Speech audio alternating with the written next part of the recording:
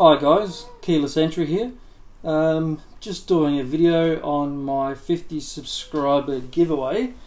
So, had 15 entries, just went through all the comments.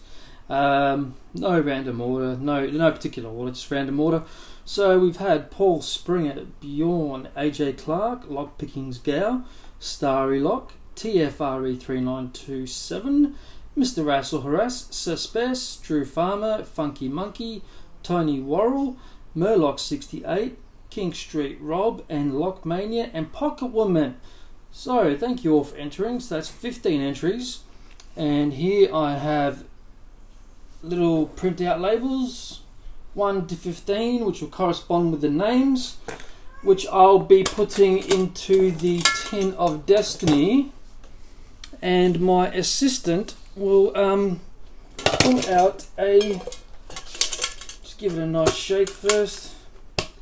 I'll keep it all in frame so there's no funny business going on. Give it a nice shake. There you go, get it nice and random. And my lovely assistant now will reach in and pick one number, please. Don't look at the number, just put it down, thank you. No, in the shot, lay down, thank you. Okay, right, thank you. We'll find out who that is shortly. And we have number 11, which is Tony Worrell. Congratulations, mate, Tony Worrell. You have won. You are the 50 subscriber giveaway winner. So, just to make sure there's no other funny business, just want to prove to you guys there are other names in here. There are the other numbers in there. So, take a screenshot, whatever, they're all there. No funny business on this channel. They're all there, they're all there, they're all there. So 1 in 15 chance, not too bad guys. Yeah, so Tony Worrell, if you'd like to contact me via email, go to my channel homepage, and in the description or the about section, yeah, just flick us an email, mate, with your details, and I'll get all those products off to you, all the giveaway stuff. So, as I mentioned, I'll be giving away some security pins. That was because this clone, which I have opened up because I'm just too curious, does not have security pins in it at all. So I am going to include security pins that are as close as to the original American padlock security pins would have, you know. So it doesn't have security pins, but I'll leave it stock as it is, and then in a little bag I'll include the drivers that you can change over if you like, and yeah, it'll become a bit better clone, I guess. Alright guys, that's it for today. Or will it be? No, I am going to show you guys some projects I've been working on. So I'm just going to close this door. Hold on a sec, because the little one's playing up. The little one's going to bed. So, right, let's get all this out of the way anyway. That was a fun little draw. I like that. That's cool. I might do that more often. That's quite a little bit of fun. Got my heart rate up. So, I just hope you don't live in Iceland or something like that, because shipping. But nah, it's alright. It's a world giveaway. Wherever you live, I'll make sure it gets there. So now I'm having trouble with my camera tripod because I sold something on the weekend and I was using it as a tripod holder. Anyway, so this can go. So most recently I've been working on a challenge lock to apply for my blue belt on the Reddit. I got my green already, now there's my blue belt one here. Starting, yeah, so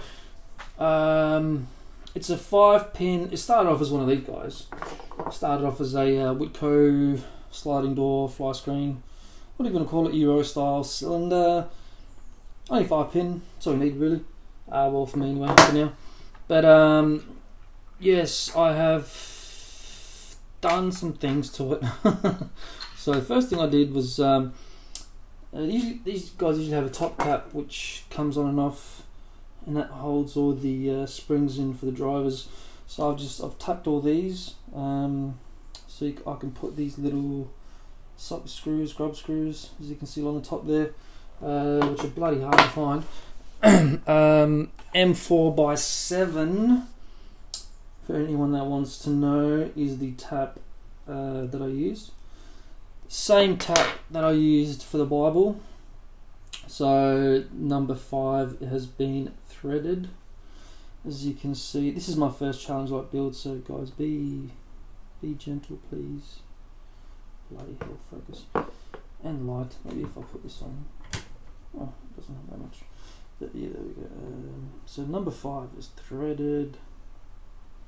There's some undercutting on both sides. On 4, 3 is standard chamber. 2 is undercut both sides and enlarged chamber, and number 1 is standard. On the Bible, 4 and 5 are threaded, the rest are standard. And need a little pointy device. I'll use my pen. You can see some. I've been working on these pins, man. I've got myself a Dremel and they are a blast.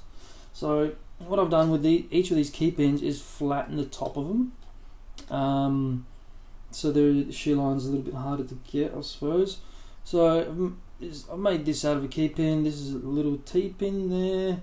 This is a commercial spool that I have made. All of these have flat tops now and flat bottoms instead of the little tapered jobs here.